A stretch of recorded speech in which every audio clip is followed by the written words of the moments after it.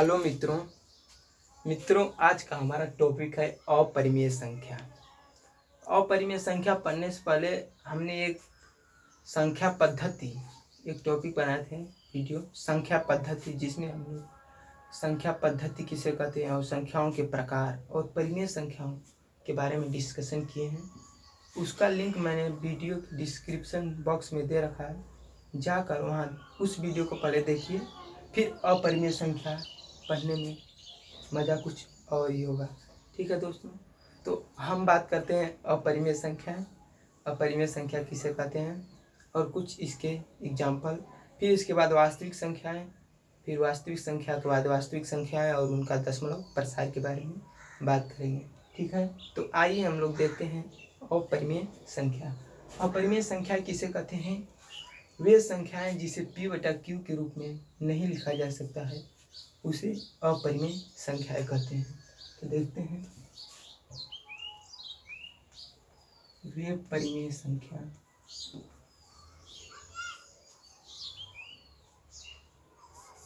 वे संख्याएं जिसे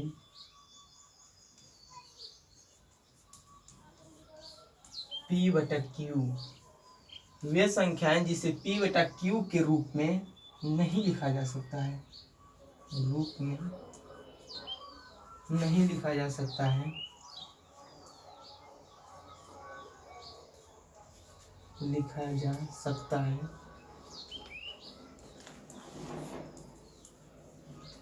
उसे परिमेय संख्या कहते हैं।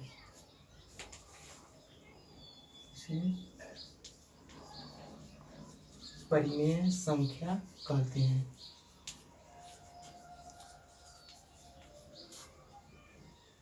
परिमेय संख्या कहते हैं वे संख्याएं जिसे p/q के रूप में नहीं लिखा जा सकता उसे परिमेय संख्या कहते हैं। ठीक है दोस्तों, एक होता है, नोट में लिखिएगा, q नॉट इक्वल टू 0। ठीक है दोस्तों, इसके कुछ एग्जाम्पल हैं परिमेय संख्या अपरिमेय संख्या के, जैसे करड़ी में 3। करड़ी में 3 जो है एक अपरिमेय संख्या है। ठीक है दोस्तों, क्योंकि इसका पूर्ण वर्ग नहीं हो सकता। अगर कोई संख्या ऐसी है करड़ी में जो जिसका पूर्ण वर्ग हो जाए, कोई ऐसी संख्या होगी जो करड़ी में होगी, अगर उसका पूर्ण वर्ग हो जाए तो परिमेय संख्या के अंतर्गत आ जाएगा। जैसे करड़ी में 4 जो है एक परिमेय संख्या है, अगर इसका पूर्ण वर्ग करेंगे तो हो जाएगा +-2। ठीक, तो ये परिमेय संख्या के अंतर्गत आ जाएगी। इसे लिख सकते हैं +2 और -2, तो ये परिमेय संख्या के अंतर्गत आ जाएगी। जो संख्या पूर्ण वर्ग नहीं हो सकती उसे हम परिमेय संख्या लिख सकते हैं। जैसे अपरिमेय संख्या लिख सकते हैं, जैसे कड़ी में 5 हो गया, कड़ी में 7 हो गया, कड़ी में 11 हो गया और कड़ी में 13 ... अनंत अपरिमेय संख्याएं होती हैं। फिर अपरिमेय संख्या की कुछ टिप्पणियां हैं जिसे सिद्ध किया जा सकता है कि अपरिमेय संख्या है या परिमेय संख्या। ठीक, नोट में लिख लीजिएगा, कुछ टिप्पणियां 3-4 हैं। पहली है कि अपरिमेय संख्याओं का पूर्ण वर्ग नहीं हो सकता। अपरिमेय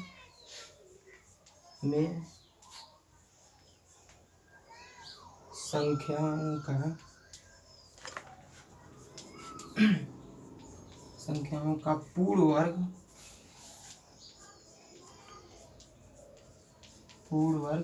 नहीं हो सकता। अपरिमेय संख्याओं का पूर्ण वर्ग नहीं हो सकता। जैसे अपरिमेय संख्या में हम लोगों ने करड़ी में 3 ले लिया तो इसका पूर्ण वर्ग नहीं हो सकता। करड़ी में 5 ले लिए तो इसका भी पूर्ण वर्ग नहीं हो सकता है। ठीक है, नेक्स्ट है, एक परिमेय संख्या और एक अपरिमेय संख्याओं का योगफल अपरिमेय संख्या होता है। नेक्स्ट है, एक परिमेय संख्या और एक अपरिमेय संख्या का योगफल अपरिमेय संख्या होता है। एक परिमेय संख्या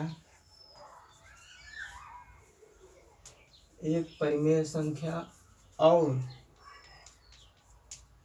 एक अपरिमेय संख्या अपरिमेय संख्या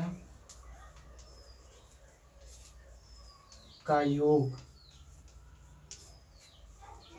अपरिमेय संख्या होता है। अपरिमेय संख्या होता है।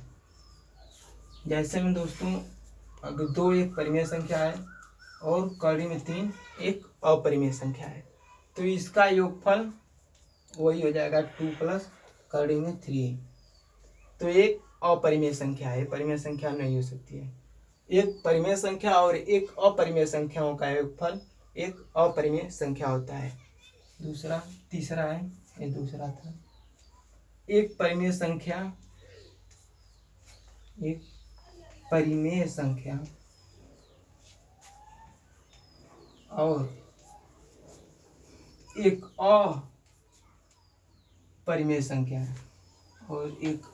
संख्या एक अपरिमेय संख्या का गुणनफल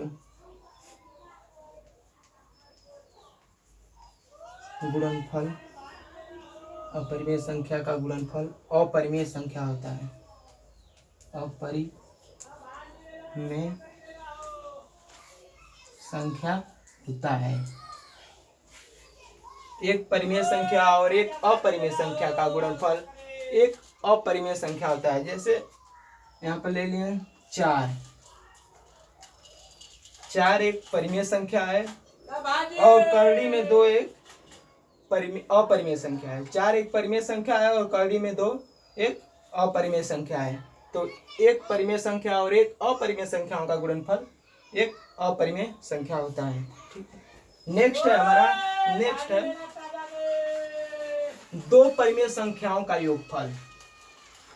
2 परिमेय संख्याओं का योगफल एक परिमेय संख्या होता है। 2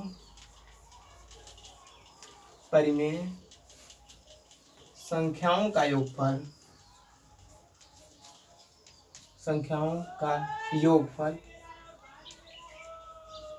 2 परिमेय संख्याओं का योगफल एक परिमेय संख्या होता है। परिमेय संख्या होता है। जैसे 2 संख्या हमने ले लिया, एक दिया 3 एक प्लस 2। 2 परिमेय संख्या है, एक 3 और 2, इसको एक लिख सकते हैं, इसको बटे लिख सकते हैं। तो परिमेय संख्या किसे कहते हैं? जो P/Q के रूप में लिख सकते हैं उसे परिमेय संख्या कहते हैं। तो 3 और 2 एक परिमेय संख्या है, इसका योगफल 5, इसको भी एक बटे में लिख सकते हैं। 2 परिमेय संख्याओं का योगफल एक परिमेय संख्या होता है। ठीक है। नेक्स्ट है 2 परिमेय संख्याओं का गुणनफल। 2 परिमेय संख्याओं का गुणनफल। 2 परिमेय संख्याओं का गुणनफल एक परिमेय संख्या होती है। एक परिमेय संख्या होती है। जैसे में हमने 2 संख्याएं ले, 2 परिमेय संख्या कोई भी लीजिए, 5 गुणे 2, 2 परिमेय संख्या है जिनका गुणनफल एक परिमेय संख्या होती है। 2 परिमेय संख्याओं का गुणनफल एक परिमेय संख्या होती है। जैसे इसके में बटा लिख सकते हैं एक, और इसके में भी, और इसके में कोई फर्क नहीं पड़ेगा इसके। तो जो P/Q अंश और हर के रूप में लिखा जा सके उसे परिमेय संख्या कहते हैं। तो ये अंश और हर के बटे में है तो इसे परिमेय संख्या कहते हैं। इसीलिए 2 परिमेय संख्याओं का गुणनफल एक परिमेय संख्या होती है। ठीक है दोस्तों। नेक्स्ट हमारा वास्तविक संख्या, रियल नंबर। वास्तविक संख्या किसे कहते हैं? वास्तविक संख्या वे संख्याएं जो परिमेय और अपरिमेय दोनों संख्याओं से मिलकर बनी हो। परिमेय और अपरिमेय दोनों संख्याओं से मिलकर बनी हो उसे वास्तविक संख्याएं कहते हैं। जो P बटा Q के रूप में भी लिखा जा सके और अपरिमेय संख्या कर्ण में भी लिखा जा सके, उसे हम वास्तविक संख्याएं कहते हैं। वास्तविक संख्याएं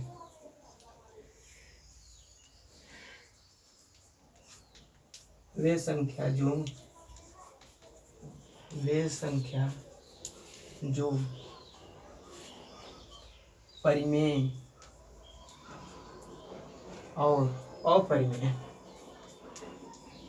और अपरिमेय संख्याओं से मिलकर बने होते हैं। अपरिमेय संख्याओं से मिलकर बने होते हैं, मिलकर बने होते हैं, उसे वास्तविक संख्या कहते हैं। वास्तविक संख्या कहते हैं वे संख्या जो परिमेय और अपरिमेय दोनों संख्याओं से मिलकर बने होते हैं, उसे वास्तविक संख्या कहते हैं। वास्तविक संख्या को परिमेय संख्या या अपरिमेय संख्या दोनों लिखा जा सकता है। एग्जाम्पल है जैसे हम करड़ी में 3, 2, 1/2 -0.1,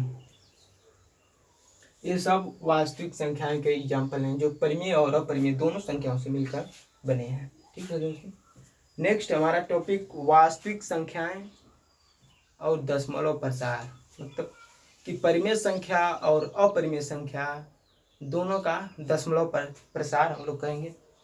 ठीक है, तो इधर देखिए, बाहर मत देखिए कृपया आप सभी लोग। वास्तविक संख्या और दशमलव प्रसार।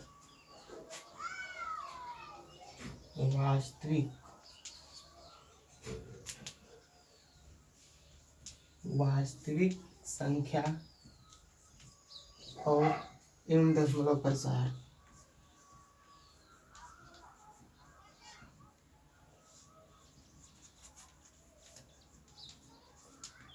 वास्तविक संख्या एवं दशमलव प्रसार।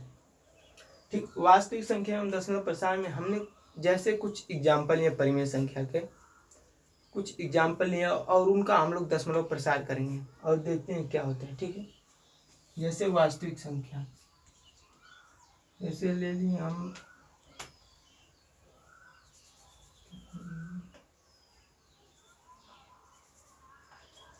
7/8 और 1/7 और 1/3, 3 परिमेय संख्या लिए हमने और इनका दशमलव प्रसार करेंगे।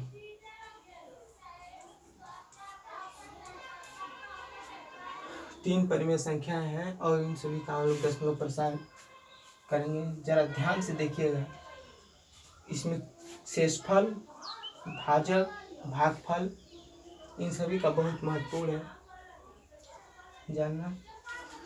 जैसे हम पहले इसको लीजिए, इसको किसी को लीजिए सेम,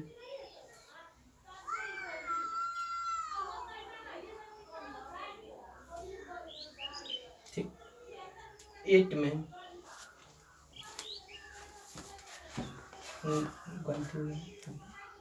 8 और 7, इससे अगर इसमें भाग देंगे तो पहले नहीं जाएगा, तो दशमलव लगाना पड़ेगा। ठीक है, दशमलव लगा लिए, फिर यहाँ पर एक 0 बढ़ जाएगा। ठीक, अब भाग जाएगी, भाग कितने बार जाएगा? 8 7 56, 8 8 64, 8 बार जाएगा। 8 तो लिखेंगे यहाँ पर 64, इसी से बताइए शेष कितना बचेगा? 6 शेष बचेगा। फिर जो हमारा शेषफल है वो इससे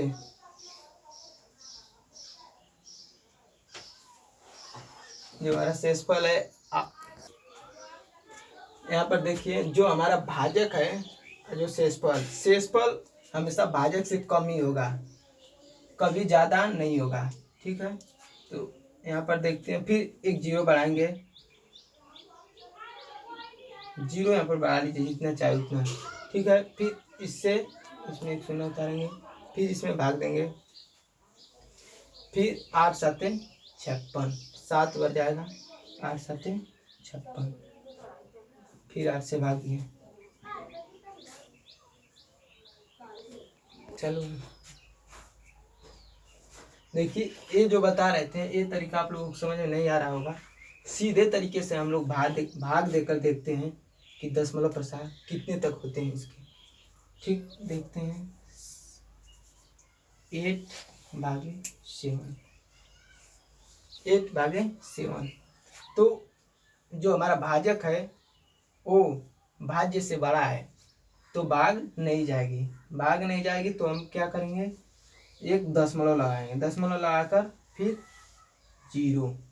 ठीक, जीरो बढ़ाएंगे। अब हमारा जो भाज्य है वो भाजक से बड़ा हो गया है, तब भाग जाएगी।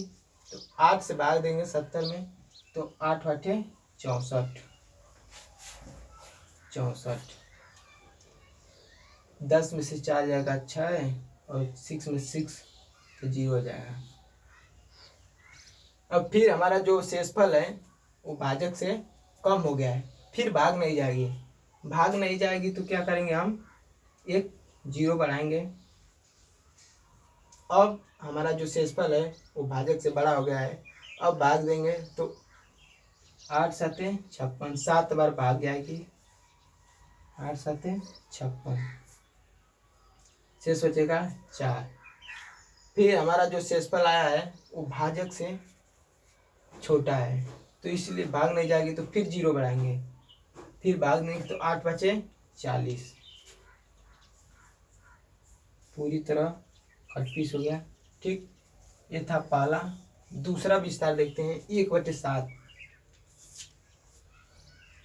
तो 7 से 1 में भाग देंगे, 7 हमारा भाजक और 1 भाज्य जो है वो भाजक से छोटा है, तो भाग नहीं जाएगी, तो हम इसके लिए दशमलव लगाएंगे, तो ये हो जाएगा 10, 7 से और 10 में भाग देंगे तो 1 बार जाएगी, 7 एकम 7, जो शेष हमारा बचेगा 3।